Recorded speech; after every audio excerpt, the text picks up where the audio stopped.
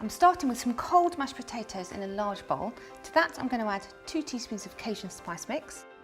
I've got some canned wild red salmon that I've drained and some canned sweet corn. And for the full recipe, click on the link in the description. And try and make sure that you really drain the salmon and the sweet corn really well, because we don't want to add any extra moisture into the potato. Now, because the mixture is quite soft, it's a good idea to flour your hands quite generously. Shape the mixture into quite chunky fish cakes. They need 3 or 4 minutes on each side until they're really nice and golden.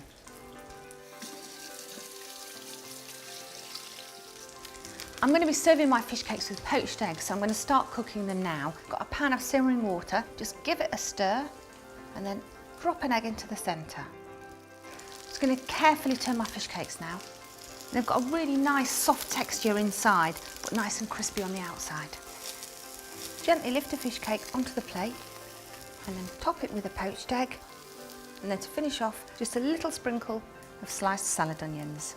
And for more delicious recipes, don't forget to subscribe.